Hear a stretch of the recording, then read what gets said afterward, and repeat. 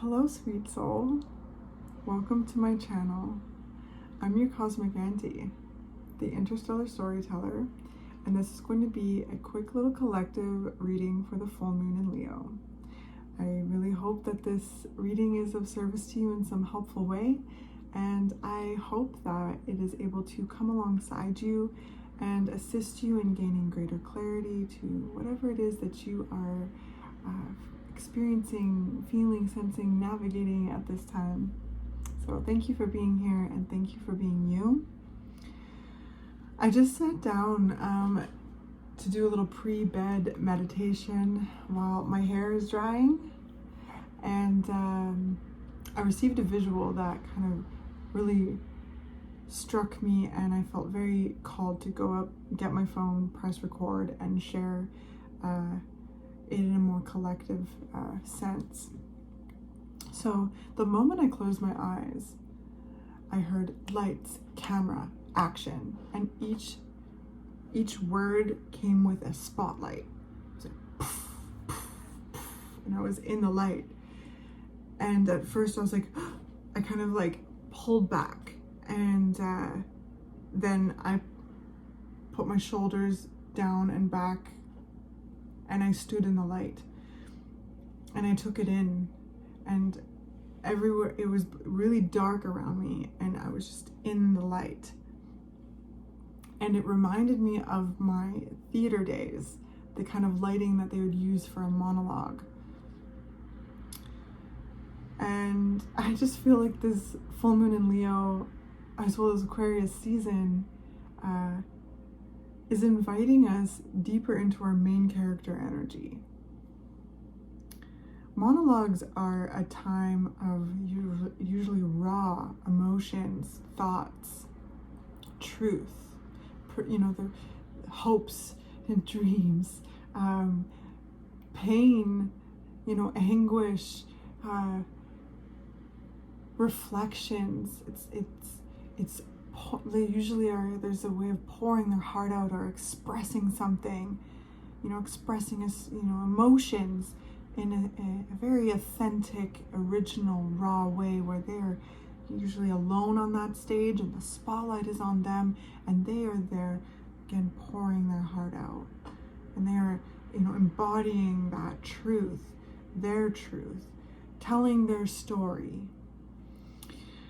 So I feel like this full moon is like encouraging us to tell our stories, to articulate them in all of the spectrum of detail that is involved in embodying our truth.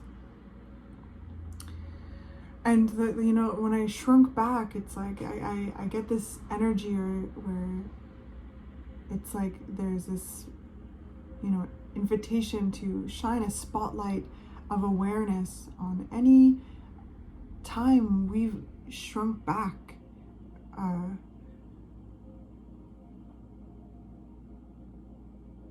and to shed light on those places, right? The spotlight of awareness on those places that want to be heard, those versions of ourselves, that part of our identity, that part of our essence that is shrouded. Like, what does it want to say? And how can we, own that truth? When we shrink back, like, it can point to times where we've minimized ourselves for someone else's comfort, or we've minimized ourselves due to conditioning, programming, trauma. And this moon comes with a sense of rawness, so I encourage you to be gentle with yourself always, especially around this time, because I feel like this moon is assisting us in pulling these parts of our identity back into the fold and embodying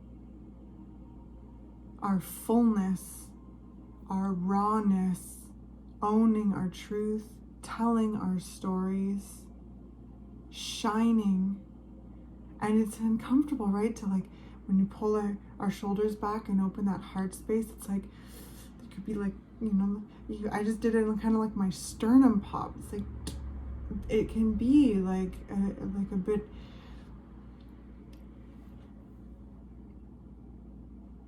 it can be very, I don't even know the word that I'm looking for. So just go at your own pace.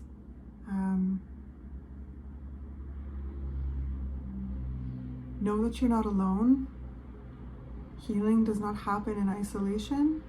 There is medicine in solitude and being in our own energy and having the time to be with ourselves and connect to life and rest and recharge.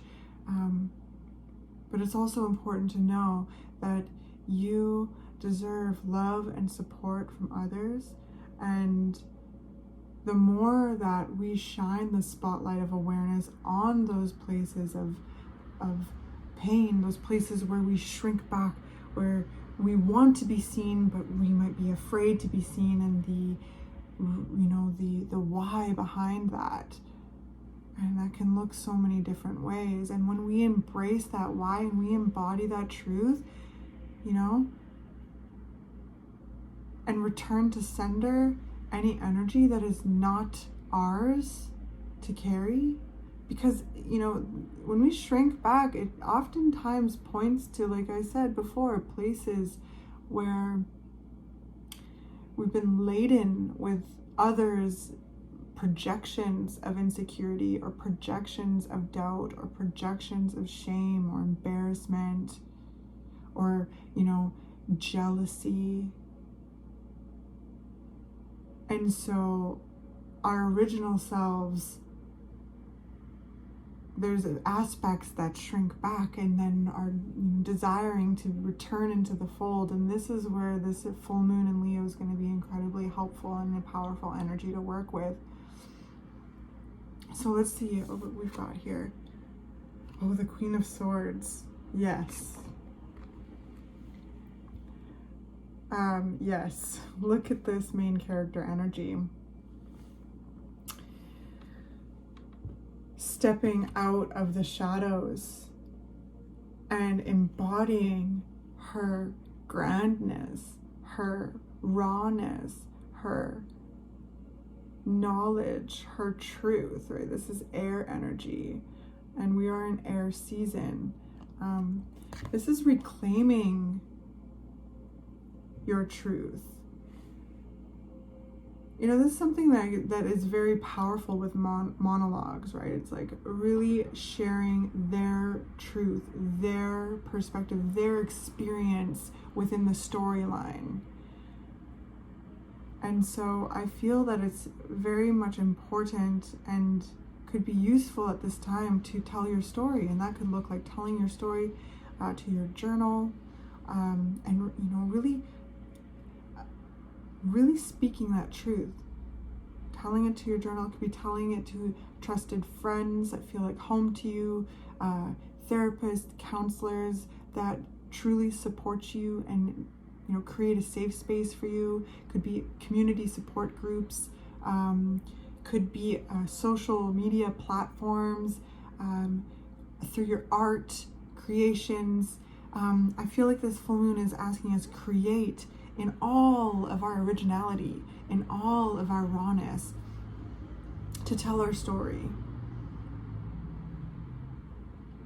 The Queen of Swords goes deep into the underworld and comes back bolder, braver, and more knowledgeable every time. I've heard some tarot readers call her the Heartbreak Queen. And a side of the Queen of Swords is this kind of like sharpness or, standoffishness, which often comes from being, misunderstood or cast aside or hurt. That can be part of Aquarian energy too, of feeling so misunderstood that They don't feel like they can connect, or they feel alone or isolated, right? And so this full moon in Leo, this bold, heart-centered energy, is again this spotlight of awareness on those places that we are shrinking, where we are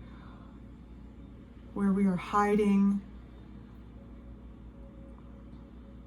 from ourselves and others, and taking the time to listen to those places and to tell the story and to own the truth, knowing that no one can take your truth away from you.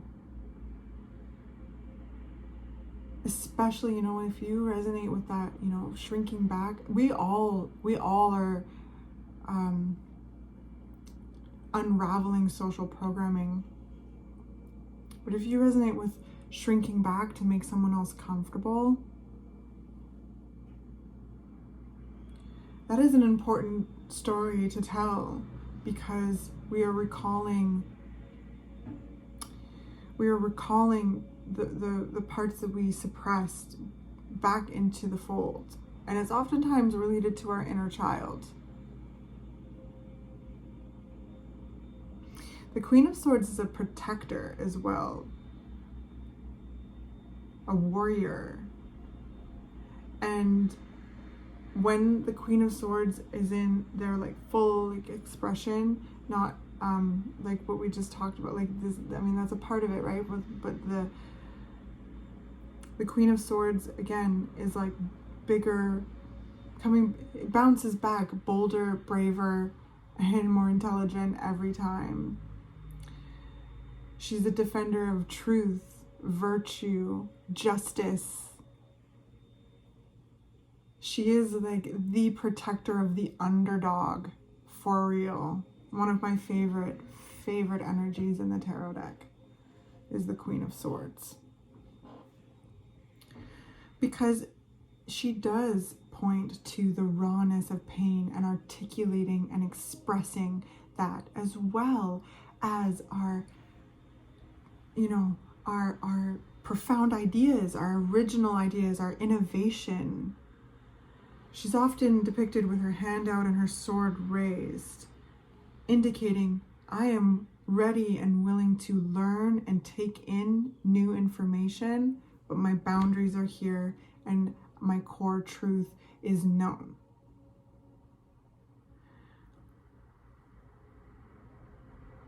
And the more we shine these spotlights of awareness on the places we've shrunk back in order to, again, make someone else comfortable or fit in to this kind of social programming that we all are unraveling, or where we've had to protect ourselves and keep ourselves safe, we become wiser to that behavior. We are able to spot it faster and pivot and put boundaries in place. And what else happens is that we become wiser to the people and places and, you know, groups that we feel at home around, where we feel valued, where we feel truly cherished for our special heart, where we feel like a special, unique individual and a sense of belonging within this group, where they are people that are here to celebrate you when you are succeeding and to meet you where you're at when you are down. Because that is so important. That is so important to know. And to just let go of like the need, you know, the need to be for everybody. Like sometimes part of the social programming is like, that I find anyway, like that I fall into, is like needing to be liked by everyone. And it's like, there's just, you know, it's not gonna happen, right? Like some people will smile to your face and like literally project their jealousy or project their fears onto you because they are jealous or they're threatened by you. Or they'll just straight up not like you because of their insecurities. And yes, it becomes internalized, especially when it comes to the people that are closest to us. But this full moon is like really shedding light on that and assisting us in like shedding that narrative and fully stepping deeper into our authenticity, our main character energy, our originality, our owning our rawness. You know, our scars tell a story, right? The places where we've been wounded, where the wound has crusted, healed, and left a mark that slowly fades over time, but our scars tell a story. So what is your story, my darling? Monologue to the moon. Monologue to the moon. What are your hopes, your dreams? What do they feel like? Feel the visceral excitement and joy of experiencing and feeling those hopes and dreams. What has hurt you? What has caused you pain? Where have you shrunk back? Where have you hidden parts of yourself? How does that feel? Own that truth. I just saw like chains breaking. It's like just breaking through this liberation of speaking your truth, even right to the journals, the friends, you know, all of that.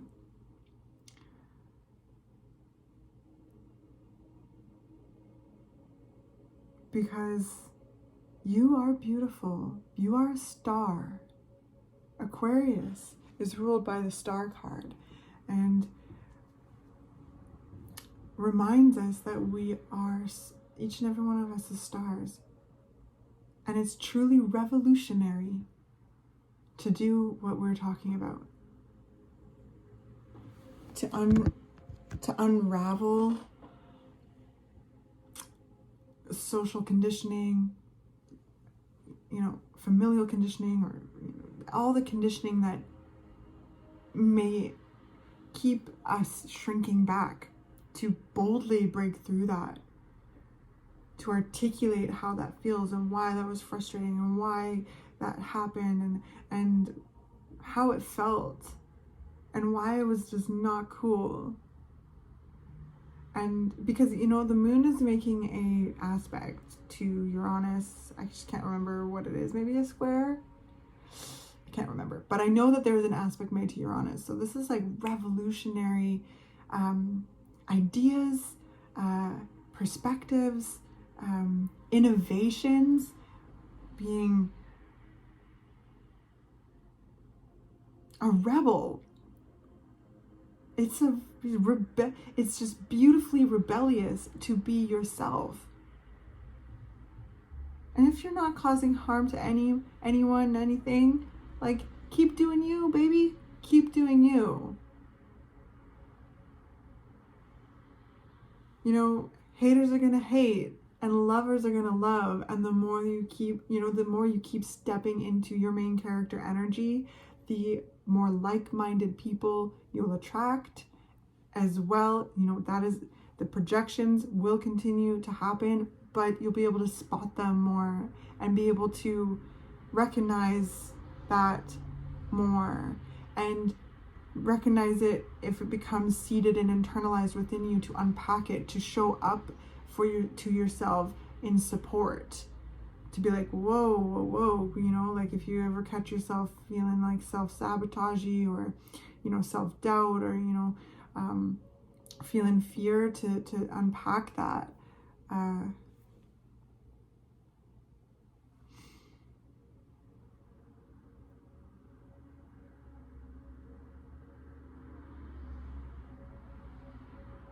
Which is very Queen of Swords energy, right? Like, okay, whoa, what's that coming up from the subconscious or the unconscious or the shadow or the underworld? And, you know, bringing the spotlight of awareness, that's my term for this reading, bringing our spotlight of awareness onto those places to listen to it, to understand it, and then integrate it and release it, you know, and incorporate it into our truth. I hope this is making sense.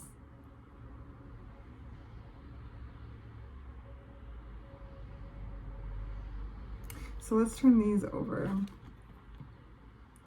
The impossible made possible. Wow.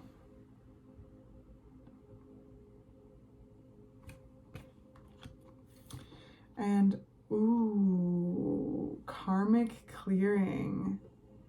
Yeah. This moon is like cleaning out the cobwebs. This moon is assisting in closing up certain cycles and opening up new ones. The karmic clearing, it's the number 5, which is a number of change. Then we have a number 9 here, which is signaling the end of a cycle. So there's this whole fresh, brand new cycle here that's coming in with the full moon in Leo, where we are invited deeper into our main character energy to shine. Like, look at this, to shine in all of our radiance.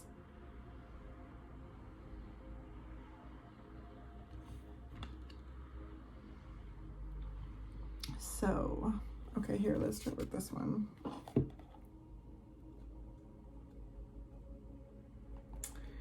The impossible made possible.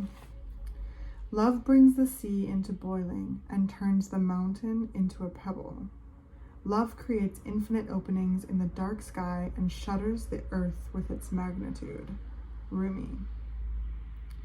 She spins, this great earth goddess, upon invisible strings amongst a wildly pulsating ballet of life. Stars are born, live, and die all around her. Life moves in constant flux, and still she spins in her great, loving, constant pirouette. How can this be? All of creation is born from nothing. Out of endless silence and darkness, light emerges. What strange magic is this? The sun heats the solar system and burns with the power to destroy life, yet it is a force by which life is sustained. Surely this makes no sense and cannot be. We dance in the realm of the impossible made possible constantly, you and I.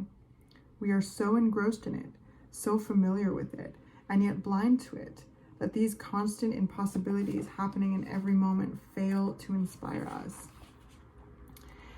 Yet what are your biggest, boldest, most extraordinarily impossible dreams compared to this great impossibility of life itself? They are but tiny seeds in the Creator's masterful hand, being now planted in the heavenly garden. Yes, they are being planted right now, for the moon tells us the time is right. Most tenderly shall they be watched over, nurtured into fullness according to the season. Yes, that growth is assured. The impossible is now made possible.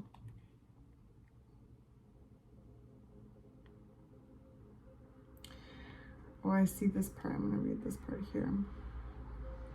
So now you are guided by this loving power to drop the doubt, shed the incredulity, and open up the mind.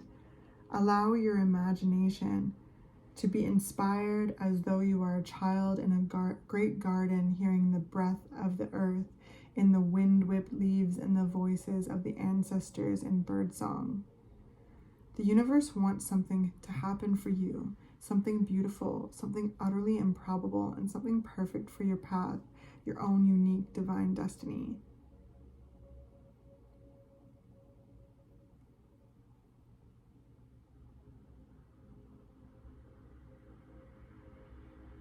Wow.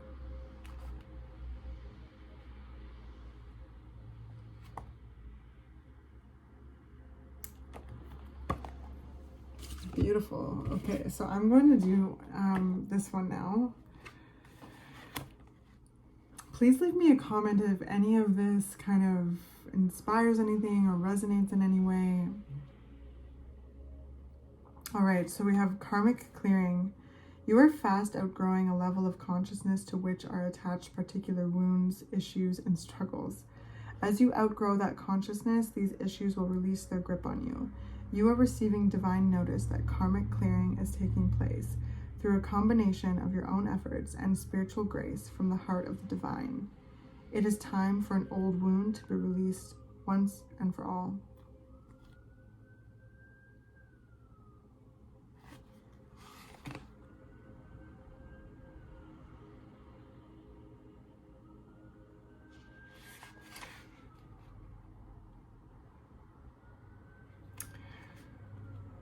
Okay, this part is sticking out to me. Sometimes the more painful a struggle has been, the more difficult it can be to release that pain and associated memories or scars. The spiritual worlds know you are in need of divine intervention to help clear a pattern that was once painfully lodged in your body, mind, and soul. Enough of the struggle. Divine love now offers healing and freedom.